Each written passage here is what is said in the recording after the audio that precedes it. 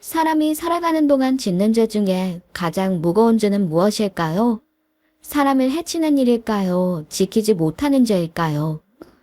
저는 70이 넘는 세월 동안 무수한 일을 겪었음에도 아직 그 답을 모르겠습니다. 아주 어렸을 때부터 저는 꿈을 자주 꾸었어요. 희한하게도 뿌연 안개 같은 꿈이 아니라 아주 또렷한 꿈을 꾸는 날이 많았는데 그런 날에는 꼭 무슨 일이든 생겼습니다.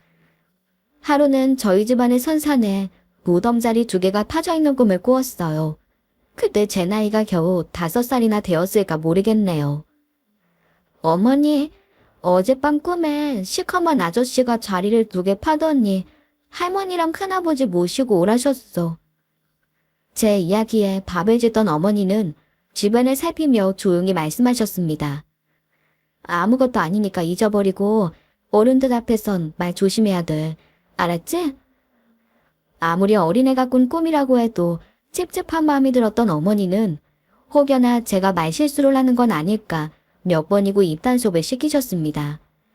하지만 제가 말을 하지 않는다고 일어날 일이 안 일어나지는 않더군요. 제가 저 꿈을 꾸고 얼마 안 있어 큰아버지가 젊은 나이에 갑자기 세상을 등지시더니 곧이어 할머니까지 줄지어 돌아가시는 일이 생긴 겁니다. 어머니는 연이은 초상에 경황이 없는 와중에도 저를 붙들고 명수가 저번 날에 엄마한테 했던 말은 절대 아무한테도 해서는 안 돼. 알았지? 이렇게 말씀하셨어요. 그때는 어머니가 왜 저렇게 제 입단속을 시키셨는지 몰랐는데 나이가 좀 더 든 후에 그 이유를 알게 되었습니다. 할아버지, 읍내 사는 고모부가 예쁜 꽃 2송이를 따다가 고모한테 혼났어요. 뭔 말인지 한마디도 못 알아듣겠구나. 할아버지는 어린 소녀가 하는 말을 귀담아 듣지 않으시고 저렇게 말씀하셨습니다. 답답한 마음에 저는 할아버지의 코앞으로 다가가 다시 한번 이야기했어요.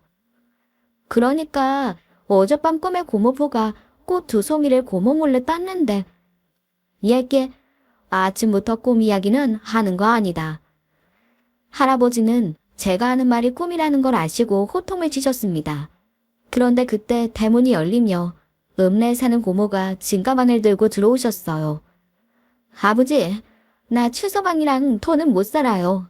그 인간이 여자가 있는 것도 모자라 애까지 낳아서 2집 살림을 하고 있더라고요.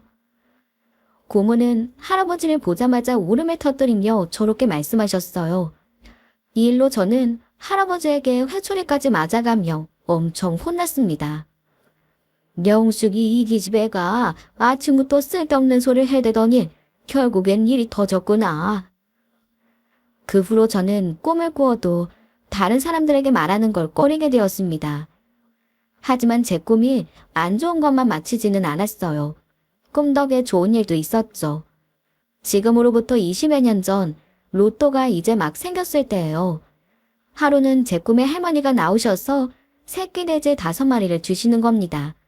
그리고는 퍼뜩 잡아서 남들 생각일란 하지 말어라. 네 손에 꼭 쥐고 있어야 한다. 이렇게 말씀하셨어요. 그날 아침 잠에서 깬 저는 생전 관심도 없던 복권을 샀답니다. 그런데 아니나 다를까 그 복권이 2등이 당첨된 겁니다. 그 당시 당첨금으로 6, 7천 정도를 받았던 기억이 나는데 어디서들 소문을 들었는지 주변 지인뿐 아니라 각종 단체에서 후원인이 투자니하며 연락이 왔었어요. 거기다 남편도 이참에 작은 가게를 시작하겠다며 돈을 내놓으라고 저를 한참이나 닥달했었죠. 하지만 꿈속에서 할머니가 하셨던 말씀이 떠올라서 입 꼭 닫고 제 앞으로 집을 2채 사두었답니다. 그게 지금은 제 노후자금이 되었네요. 어쨌든 꿈이 잘 맞다 보니 제 속을 모르는 사람들은 나쁜 일은 피해가고 좋은 일은 쉽게 알아챌 수 있을 거라고 부러워하는 경우가 종종 있었습니다. 하지만 인생이란 게 그리 쉬울 수가 있나요? 저에게는 흔한 말로 눈에 넣어도 아프지 않은 딸이 하나 있었습니다. 세상을 다 준다고 해도 바꿀 수 없는 귀한 딸이었죠. 저는 남들보다 늦은 나이였던 37이 되어 결혼했습니다. 또 결혼 후에도 쉽사리 아이를 갖지 못해서 마흔이 넘어서야 겨우겨우 딸을 낳았어요. 그러다 보니 세상의 모든 자식이 귀하다는 건 알지만 제겐 제 딸아이가 가장 귀한 존재였죠. 그런데 참 희한하게도 그렇게 꿈을 잘 꾸던 제가 딸을 임신했을 때는 아무런 꿈도 꾸지 않았습니다. 물론 제 주변에서도 딸아이의 태몽을 대신 본 사람이 없었어요. 우리 딸은 엄마 꿈에도 안 나오고 갑자기 찾아왔는데 그게 엄마한테 얼마나 귀하고 놀라운 인연인지 몰라. 점점 불러오는 배를 감싸쥐고 저는 아이에게 종종 저렇게 말했어요. 하지만 사실 내심 불안한 마음을 가지고 있었습니다. 왜냐하면 아이가 거꾸로 들어서서 상황이 좋지 않았기 때문이에요. 그래서 혹여나 아이가 뱃속에서 잘못되는 건 아닐까 걱정이 많았네요. 또 그런 이유로 태몽도 없이 찾아온 건 아닌지 이리저리 생각이 많은 10달이었어요. 그런데 다행히도 딸아이는 제 걱정을 싹 씻겨주듯 10달을 보내고 무사히 세상 밖으로 나왔습니다. 남편이 제 품에 안겨 잠든 딸아이를 보며 물었어요. 여보, 우리 딸 이름은 뭐라고 짓지? 경이 어때? 놀랄 경에 기쁠 이자. 저는 아이를 임신한 후로 쭉 맘에 담아두었던 이름을 말하였습니다. 저에게 찾아온 것만으로도 놀라움과 기쁨을 안겨주는 존재라는 의미였죠. 남편도 단번에 좋다고 하였어요. 그러고 보면 아이가 태어나서 자라는 모든 순간이 제겐 기쁨과 놀라움이었으니 겸이라는 이름을 무척 잘 지은 듯하네요. 제 딸 경이는 말수가 적고 내성적인 성격이었지만 그만큼 생각이 깊은 아이였습니다. 아이가 중학교에 올라가던 때 남편과 저는 이혼을 하게 되었는데 딸아이는 저를 원망하기는커녕 엄마, 나는 엄마가 행복할 때가 제일 좋아요. 그러니까 나한테 미안해하지 마. 이렇게 다독여 주었답니다. 이혼을 하고 홀로 살아간다는 것이 마냥 두렵기만 했던 저에게 딸아이의 저 말이 스스로 일어설 수 있는 힘이 되어주었죠. 그래서인지 딸아이가 갓 20이 되어 결혼을 하겠다고 했을 때도 내심 걱정되었지만 결국에는 딸아이의 뜻을 따라주었네요.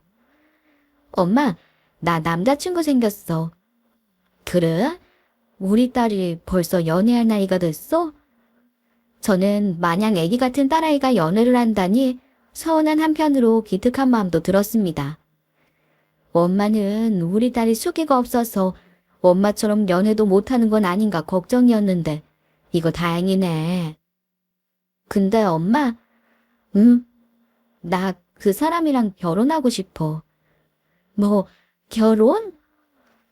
딸아이가 처음 결혼 이야기를 꺼냈을 때는 황당해서 웃음이 다 났습니다. 어이구, 우리 딸 장하네. 벌써 시집갈 생각도 다 하고 말이야. 그럼 엄마는 내가 결혼하는 거 반대 안 해?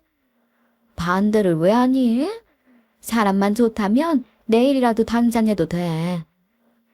저는 아이의 말을 장난으로 여겼습니다.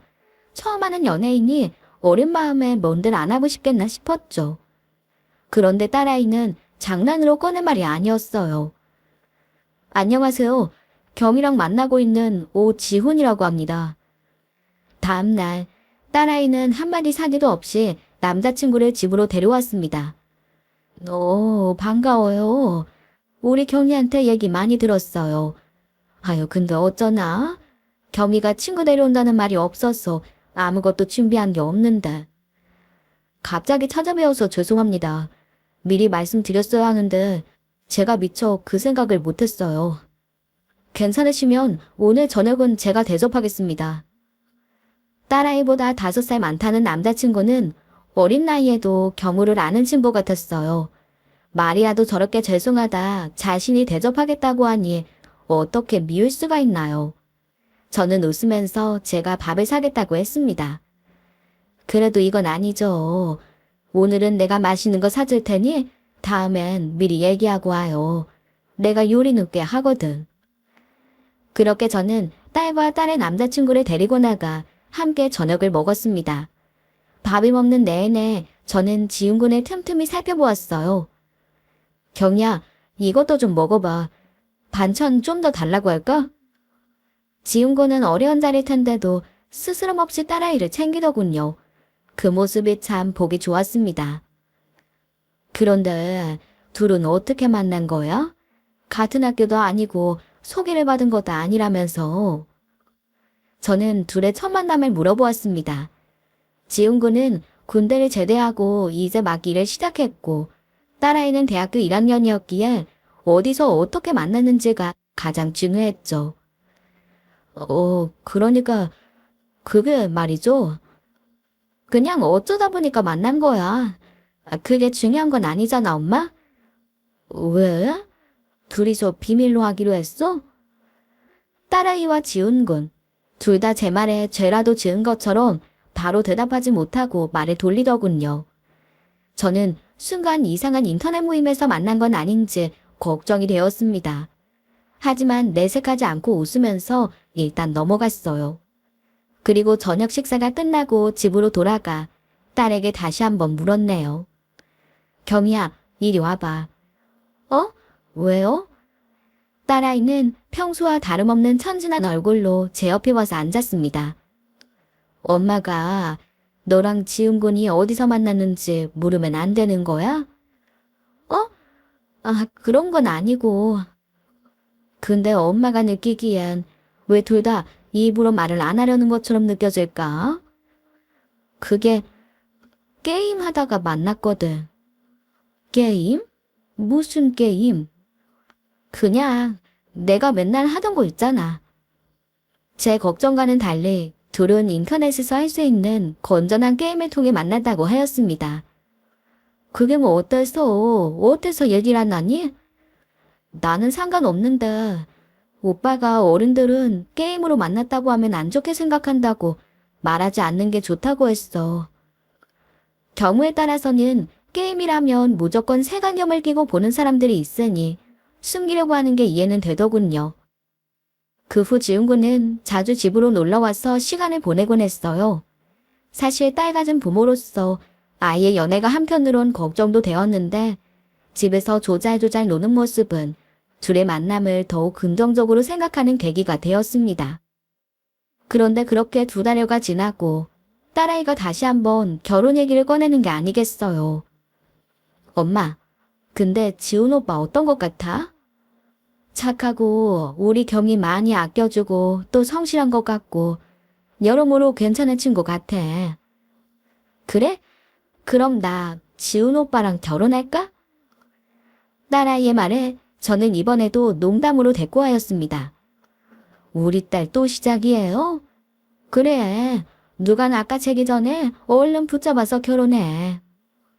그런데 농담으로 툭툭 내뱉는 저와 달리 딸은 장난으로 하는 말이 아니었습니다.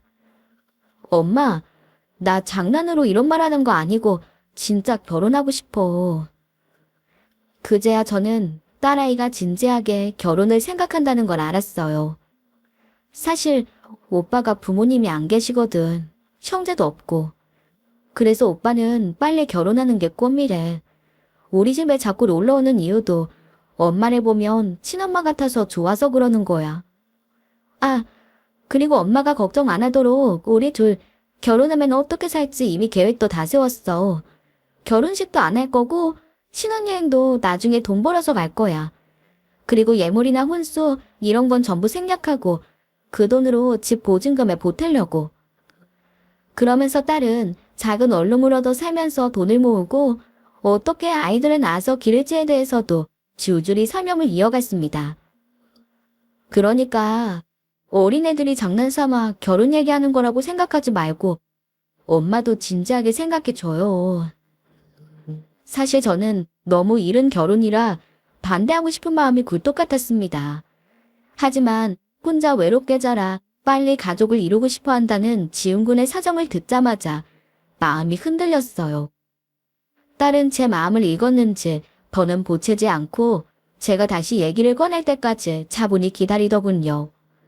그 사이 지훈 군도 저희 집에 몇 번이나 다녀갔지만 일부러라도 제 우중을 묻지 않는 모습이 안쓰러우면서도 대견하게 느껴졌습니다. 저는 딸아이의 이야기를 듣고도 1달 정도의 틈을 가졌어요. 아이들에게도 생각할 시간을 주려는 게 이유였지만 또 하나는 저 또한 신중하게 생각하기 위해서였죠. 그러다 드디어 제 마음을 정하고 아이들을 데리고 고급스러운 레스토랑으로 갔습니다. 엄마는 이런 데 처음 와봐. 너희들 먹고 싶은 걸로 전부 시켜. 음식이 나오고 저는 천천히 제 생각을 털어놓았습니다. 사실 엄마는 너희가 좀 더 천천히 결혼했으면 좋겠어. 엄마. 제 말을 들은 딸아이의 목소리에는 실망감이 한가득 담겨 있었어요. 엄마 얘기 아직 좀 더 남았으니까 조금만 더 참고 들어줄 수 있어? 네. 저는 잔뜩 긴장해서 음식을 한 입도 못 넘기는 아이들에게 스테이크를 달라주며 말을 이었습니다. 어쩌면 그건 부모로서 당연한 욕심인 것 같아. 내 아이가 자유롭게 자신의 인생을 살아가는 모습을 보는 것 말이야. 오늘 여기에 오자고 한 건 너희가 스스로 인생의 중요한 한 부분을 선택하고 앞으로 나아가는 걸 축하하기 위해서야. 음식 식겠다. 얼른 먹어. 그제야 딸아이가 고개를 들어 저를 바라보았습니다. 엄마, 그럼 우리 결혼 허락하는 거예요? 말했잖니. 부모의 욕심은 내 아이가 자유롭게 자신의 인생을 살아가는 걸 지켜보는 거라고. 엄마는 너희가 선택한 모든 걸 존중하기로 했어. 어머니, 저 정말 경이 행복하게 해줄게요. 그리고 어머니께도 아들처럼 효도하면서 살아갈게요. 엄마 고마워.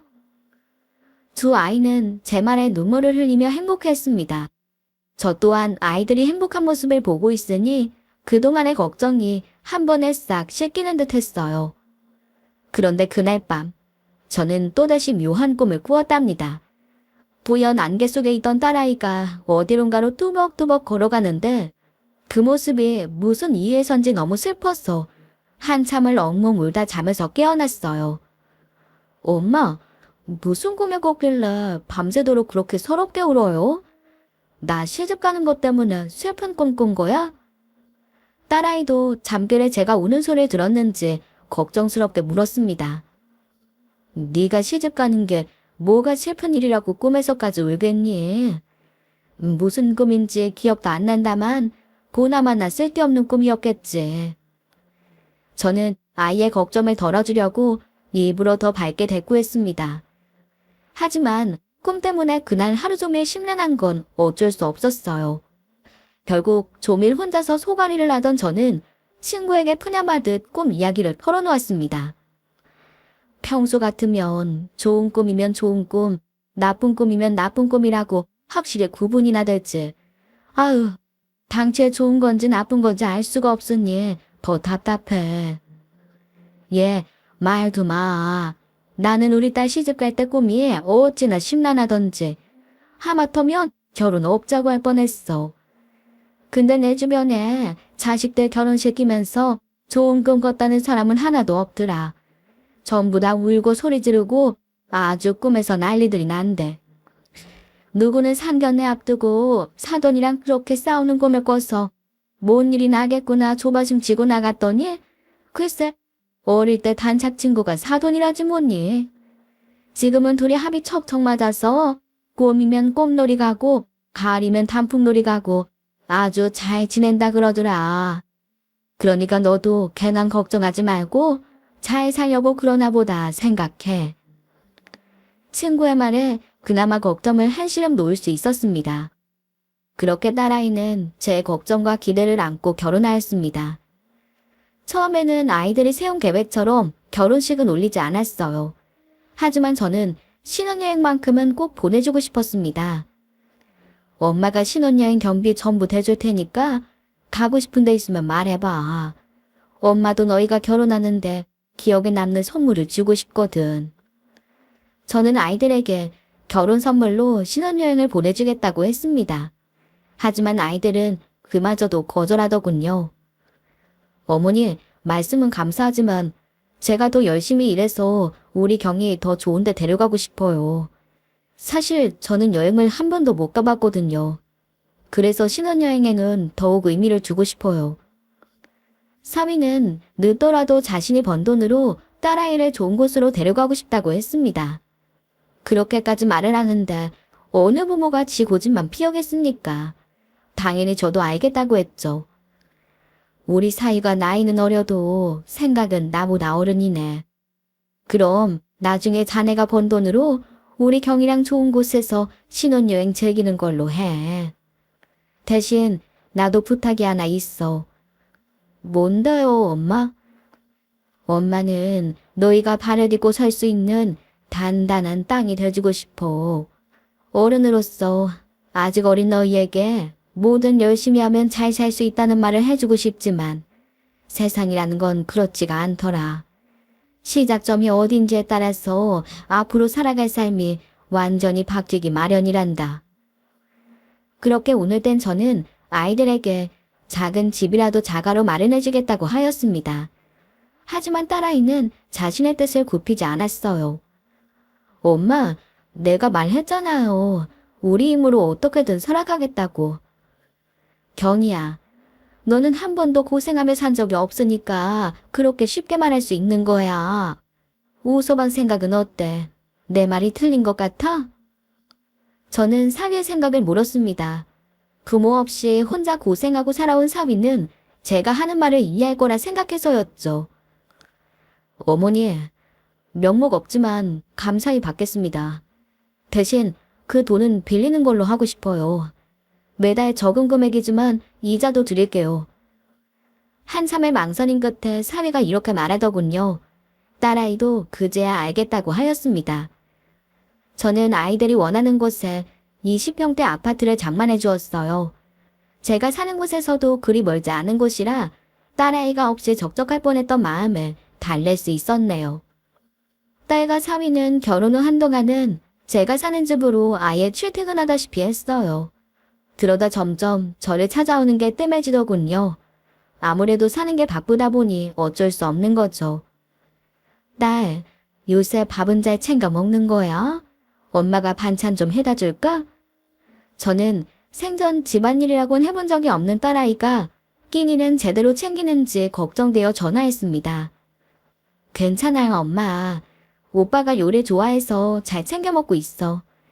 그나저나 이번 달 이자는 조금 늦게 줘야 될 것 같아. 미안해.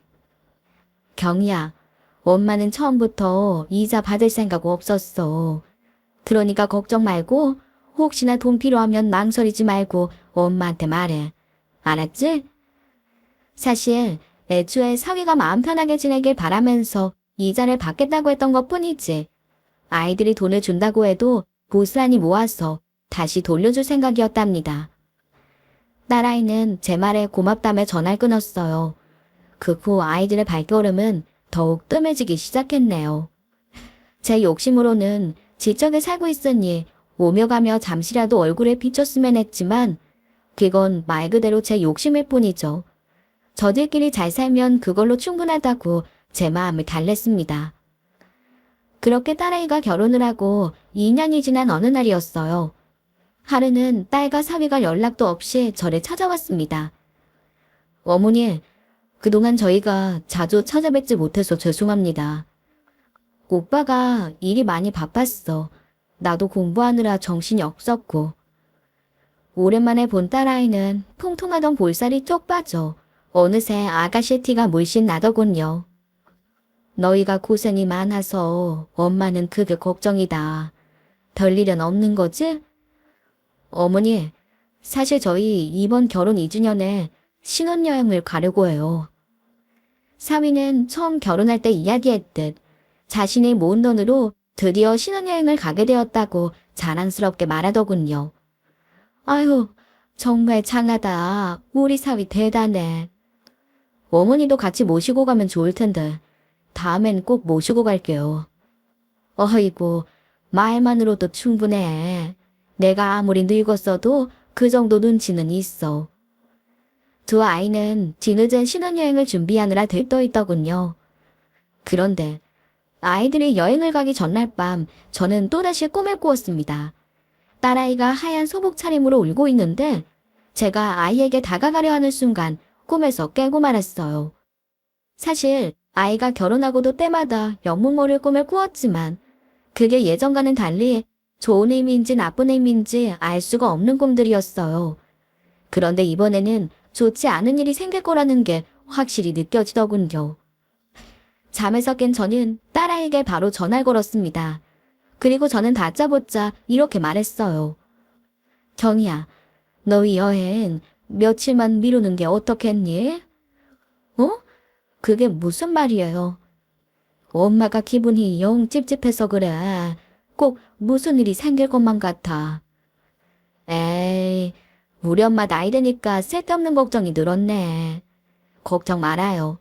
그리고 우리 벌써 공항에서 수속도 다 끝내서 나갈 수도 없어. 잘 놀다 올 테니까 엄마도 식사 잘 챙겨 먹고 있어요. 저도 딸아이의 말처럼 괜한 걱정 내길 바랬습니다. 하지만 불안은 현실로 나타났어요. 여행 이틀째가 된 날 사위에게 전화가 걸려왔습니다. 어머니, 경희가 왜? 오서방, 말을 좀 해봐. 죄송해요. 경희가 죽었어요. 딸아이가 물놀이를 하던 중 사고로 죽었다는 것이었습니다. 하늘이 무너진다는 말도 제 마음을 전부 표현할 수 있을까요? 제 심장을 도려낸다고 해도 그보다 더 아프지는 않았을 겁니다. 저는 부랴부랴 아이들의 신혼여행지인 태국으로 건너갔습니다. 딸아이는 전형적인 익사사고였어요. 사람들이 많은 낮에 있었던 일이라 목격자도 있었기에 더 조사할 것도 없더군요. 저는 딸의 시신을 데리고 한국으로 돌아와 장례를 준비했습니다. 많은 사람들이 찾아와 저와 사이를 위로해 주었고 또 떠난 딸아이를 애도해주며 그렇게 시간이 흘렀어요. 그러다 발인을 앞두고 잠깐 잠이 든 사이 꿈에 제 딸아이가 나왔습니다. 꿈속에서도 저는 장례식장에서 잠들어 있었어요. 그런데 흰 소복을 입은 딸아이가 다가와서 엄마, 오서방 무서운 사람이에요. 도망가요. 절대로 둘만 있지 말아요. 이렇게 말하고는 사라져버린 겁니다. 잠에서 깬 저는 사위를 찾았습니다. 그런데 어디에서도 보이지 않더군요. 순간 불현듯 딸아이가 결혼을 한 후 사소하게나마 신경 쓰였던 일들이 하나씩 떠올랐습니다. 예를 들면 이자를 주겠다고 호언하던 사위가 어느 날부터인가 당연하듯 돈을 주지 않는 것처럼 아주 사소한 일들이요. 물론 그때는 어차피 받을 생각이 없었기에 무심코 넘어갔어요. 하지만 이상한 건 그뿐만이 아니었습니다. 어느 날은 딸아이의 친구가 제게 전화를 걸어 딸의 안부를 물었던 적도 있어요. 어머니 잘 계시죠? 민영이 네가 무슨 일이니? 그게 경이랑 요즘 연락이 잘 안 돼서 어머니께 전화드린 거예요. 너한테도 연락이 뜸하니? 나한테도 어쩌다 한번 전화하는 게 전부야. 신혼 재미가 좋아서 그런가 봐. 그때도 저는 별 생각 없이 웃으며 저렇게 말하고 지나쳤습니다. 그것 말고도 통통하던 딸아이가 눈에 찌게 살이 빠진 것 하며 어느 날은 저에게 집 명의를 오서방과 공동 명의로 바꾸고 싶다고 했던 것도 전부 생각났어요. 결국 저는 딸아이가 꿈에서 했던 말이 그냥 지나친 말이 아니라는 결론을 내리고 아이의 부검을 요청했습니다. 잠시 후 자리를 비웠던 사위가 장례식장으로 들어왔을 때는 이미 딸아이의 시신이 부검실로 가고 난 후였어요. 어머니, 이게 무슨 일이에요? 사위의 눈빛이 평소와 달리 매섭게 빛나더군요. 저는 사실대로 말하면 무슨 일이 일어날지 모른다는 생각에 서둘러 거짓말을 만들어냈어요. 그게 가만히 생각하니 점이가 한동안 속이 안 좋다고 했던 게 생각나서 말이야. 늙은이 맘에 혹여나 우리 딸이 애를 뵌 것도 모르고 저승길에 오른 건 아닐까 걱정이 돼서 몇 가지 검사를 부탁했네. 사위는 제 말에 아무 의심 없이 믿는 듯 했습니다. 그런데 제 말을 받아치는 사위의 말 중에 또다시 걸리는 부분이 있었어요. 어머니, 절대 그럴 일은 없어요. 그러니까 얼른 입건하고 경이 좋은 곳으로 보내주자고요. 우리 정희가 임신을 할 일이 없다는 건 무슨 뜻인가? 그게 저희 부부가 난임 판정을 받았었거든요. 그래서 임신한 일이 났다는 말이 저도 모르게 그렇게 나왔네요. 저는 사위의 말에 분명 둘 사이에 무언가 문제가 있었다는 확신이 들었습니다. 왜냐하면 딸아이가 살아생전 저에게 했던 말은 전혀 다르거든요. 엄마, 남자들은 원래 자기 자식을 가지는 게 부담스러운 걸까? 왜? 오서방이 애는 낳지 말자고 해? 사실 오빠가 나 몰래 정관 수술을 했더라고. 딸은 혼자 자라서인지 빨리 아이를 낳아 기르고 싶어 했습니다. 그런데 사위가 딸아이 몰래 정관 수술을 받고 온 것에 마음이 상했는지 슬쩍 지나는 말로 저렇게 푸념을 한 적이 있었어요. 저는 사위를 달래 딸아이의 부검을 진행하였습니다. 그래도 혹시 모르는 일이니 우리 경이 가는 길에 아쉬움은 남기지 말았으면 해. 자네도 그래야 마음이 편하지 않겠나? 사위는 내키지 않는 눈치였지만 제 말에 반박할 여지가 없으니 결국엔 알겠다고 하더군요. 그 후 부검 결과를 기다리는 며칠이 제게는 마치 몇 년의 세월같이 길게 느껴졌습니다. 특히나 경이 없는 집에서 혼자 지내는 게 힘들다는 사위가 제 집에서 함께 지내게 되며 꿈속에서 딸아이가 제게 말했던 둘만 있지 말라던 그 말이 자꾸만 반복해서 들리는 것 같았어요. 그런데 며칠이 지나도 사위에게선 특별히 눈에 띄는 이상한 점이 없었어요. 오히려 힘든 제 마음을 읽고 할사도 쉬며 저를 돌봐주었습니다. 오늘은 청국장으로 끓였어요. 어머니 입맛에 맞으면 좋겠네요. 제가 먹을 음식까지 챙겨주는 사위의 모습에 괜한 꿈 때문에 죄 없는 아이를 의심했구나 싶어 미안한 마음도 들었습니다. 자네도 많이 힘들 텐데 나 돌보느라 무리하지 말고 자네 몸 먼저 챙겨. 그리고 이런 말은 너무 섣부르지만 난 자네가 우리 경이 보내주고 나면 완전히 새로 시작할 수 있었으면 좋겠네. 그런 말 하지 마세요. 저한텐 경이가 전부였어요. 다른 인생은 생각할 수도 없어요. 앞으로도 어머니 모시며 사는 게 제가 살아있는 이유 같아요. 사위의 말에 저는 눈물을 쏟고 말았습니다. 하지만 다음날 모든 진실이 밝혀지며 저는 제 자식을 지키지 못한 한을 가슴에 품게 되었어요. 다음날 아침 형사 2명이 저를 찾아왔습니다. 안녕하세요. 김영숙 씨 되시죠? 네, 그런데요. 이경희 씨 부검 결과가 나왔는데 이경희 씨가 사건 당시 다량의 수면제를 복용한 상태에서 입수한 걸로 밝혀졌어요. 우리 아이가 수면제라고요? 혹시 병원을 다닌다든지 생전에 이상한 점은 없었습니까? 우리 딸은 조용한 성격이긴 했어도 긍정적인 아이라 특별한 건 없었어요. 그런데 그때 방에 있던 사위가 나오며 이런 말을 하더군요. 어머니, 제가 미처 말씀을 못 드렸는데 그동안 겸이가 우울증 증세가 심해서 병원을 다녔어요. 저는 그 순간 사위가 거짓말을 한다고 생각했습니다. 그래서 저도 모르게 그동안 의심해왔던 것이 있다 보니 사위를 다그치듯 말하였어요. 우리 딸이 정신과에 다니면서 나한테 얘기도 안 했다는 게 말이 된다고 생각해? 그리고 설사 그런 일이 있었다고 해도 우리 경이 우울증에 자네 잘못이 전혀 없었다면 자네라도 나한테 상의하고 방법을 찾았겠지. 이에 경찰은 저를 달래며 이렇게 말하였습니다. 진정하세요. 일단 이경희 씨 남편분 말씀이 맞습니다. 병원 진료 기록이 있더군요. 우울증도 맞고 수면제를 처방받은 것도 맞아요. 어머니, 말씀 못 드린 건 죄송하지만 저는 경희가 건강해지는 게 우선이어서 치료에 전념한 것뿐이에요. 그러니 너무 노여워 마세요. 사위는 제가 자신을 책망하는 것도 모두 덮어주며 저를 달래주었습니다. 그런데 그때 경찰이 사위를 바라보는 눈빛이 예사롭지 않더군요. 그리고는 수갑을 꺼내 사위의 팔에 채우는 것이 아니겠어요?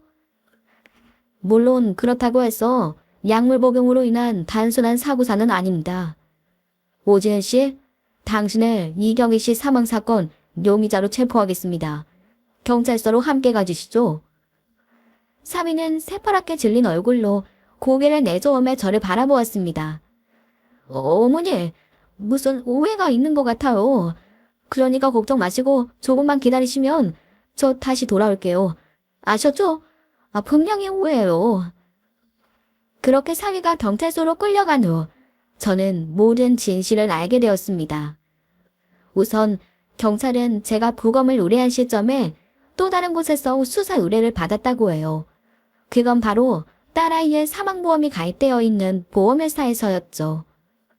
아무래도 사망보험금 금액이 큰데다가 장례 절차도 끝나지 않은 상황에서 남편인 오지연이 보험정산을 재촉한 게 수상하게 여겨졌나 보더군요. 그러던 차에 저 또한 부검을 의뢰했고 그 결과 제 딸아이의 몸속에서 소량의 독극물이 검출되었다고 합니다. 독극물이 검출된 정도는 치사량은 아니지만 이미 신체 일부분에서 부작용이 나타나고 있었어요.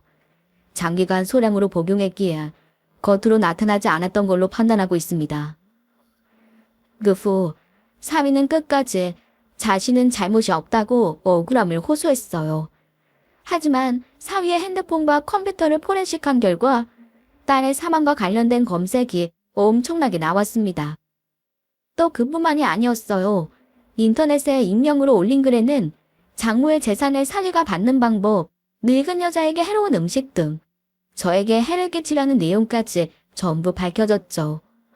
결국 경찰의 권유로 저 또한 독극물 검사를 받았는데 제 몸에서도 미세하게 독극물이 검출되었습니다. 딸아이가 죽고 저를 돌봐준 며칠간 사위가 해준 음식 속에 독극물이 들어있었던 거예요. 사위는 현재 교도소에 수감되어 자신의 죄값을 치르고 있습니다. 하지만 스스로 잘못을 인정하는 것 같진 않네요. 왜냐하면 여전히 제게 편지를 보내 자신의 억울함을 풀어달라는 말만 되풀이하고 있거든요. 사위의 편지를 받을 때면 속에서부터 치미는 분노를 어찌할 줄 모르겠습니다. 하지만 한편으로는 딸아이를 해한 사위의 잘못만큼이나 아이의 위험을 눈치채지 못하고 딸아이를 지키지 못한 제 잘못도 큰 것 같아 마음이 아픕니다. 시간을 돌릴 수만 있다면, 제 심장과 딸아이를 바꿀 수만 있다면 무엇인들 못할까 싶어요. 오늘도 저는 지켜주지 못한 딸아이에게 부디 죄 많은 엄마를 얼른 데려가 달라고 빌 뿐이랍니다.